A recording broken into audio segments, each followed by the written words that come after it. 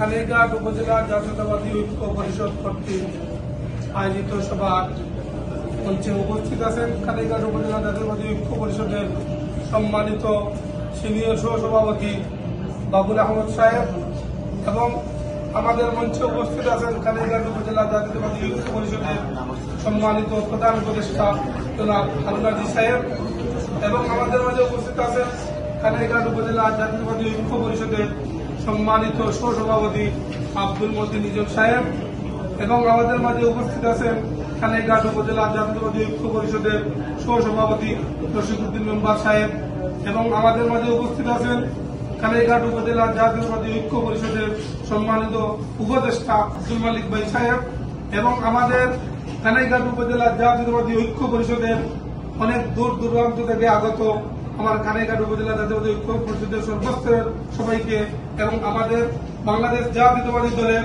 এখানে আমাদের কালীঘাট উপজেলারও অনেক সবাই আছেন এবং বাইরেরও কিছু সংখ্যক জাতীয়তাবাদী ভাইরা আছেন এবং প্রিয় সাংবাদিক ভাইরা সবাইকে আমার পক্ষ থেকে সংগ্রামী সালাম ও বিপ্লবী অভিনন্দন। আসসালামু আলাইকুম রহমতুল্লাহ বারাকাতুহু। সম্মানিত উপস্থিতি, আজকে কিন্তু এই মঞ্চে আমাদের বক্তব্য দেওয়ার কথা নয়। এই সভাটি মূলত হচ্ছে একটি দোয়া মাহফিল, কিন্তু দোয়া মাহফিল হলেও অনেক দূর দূরান্ত থেকে আমাদের এই প্রান্তীয় ভাইয়েরা আসছেন বলেই কিছু সংখ্যককে আমরা বক্তব্য সুযোগ করে দিয়েছি। তবে দুঃখিত, আপনারা যারা এখানে আসছেন আমাদের সবাই অবশ্যই বিএনপি মোনা ভাইরা, এর বাইরেও কিছু সংখ্যক লোক আমাদের অন্যান্য দলেরও আসছেন। কি জন্য আসছেন? আমাদের দেশ নেত্রী বেগম খালেদা জিয়াকে দেশ নেত্রী বেগম খালেদা জিয়া বিএনপির নেত্রী এখন নয়, উনি বাংলাদেশের সর্বস্তরের মানুষের নেত্রী। উনি বিশ্বের যে আমাদের বাংলাদেশি বাইরে আছে দেশি বিদেশের সবার নেত্রী। এই মুহূর্তে এই সংকটময় সময় আমাদের এই বাংলাদেশের অভিভাবক প্রধান মুরব্বী দেশ নেত্রী বেগম খালেদা জিয়া বড় প্রয়োজন। আপনারা জানেন বর্তমানে দেশের যে এই যে কালকে লগ্নে কি পরিস্থিতি বাংলাদেশে চলতে আছে আপনারা দেখতে আছেন।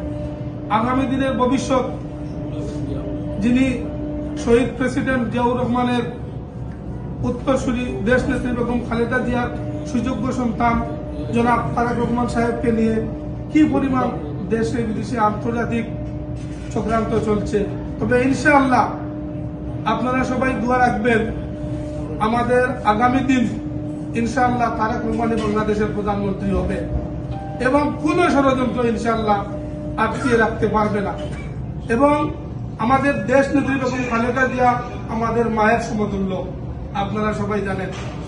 ওনার জন্য গোটা বিশ্ব মুসলমানরা দোয়া করতে আছে অলরেডি। আপনারা হয়তো অনেকেই দেখছেন গতকালকে আল্লাহর মক্কা শরীফ আব্দুল মানসুর দেশি ইমাম সাহেব আমাদের প্রিয় নেত্রীর জন্য দোয়া করেছেন। আপনারা সবাই ওনার জন্য দোয়া করেন। এইরকম একজন অভিভাবকের বাংলাদেশে দরকার। আপনারা সবাই আসছেন, দোয়া মাহফিলে সবাই দোয়া করবেন, এটাই প্রত্যাশা করি। আল্লাহর কাছে আমরা দোয়া করব দেশনেত্রী বেগম খালেদা জিয়ার লাগি, তাহলে যেন আল্লাহ আমরা দেশবাসীর জন্য আর কয়েকটা দিন যেন ওনাকে বাঁচিয়ে রাখে। দেশনেত্রী বেগম খালেদা জিয়া সবসময় একটা কথা বলতেন, এই স্বজনহীন জীবনে দেশবাসী আমার একমাত্র আমার স্বজন, আল্লাহ আমার একমাত্র ভরসা। আমি যেখানে থাকি, যতদিন থাকি, যতক্ষণ বেঁচে থাকি, আমি দেশবাসীকে ছেড়ে আমি কোথায় চলে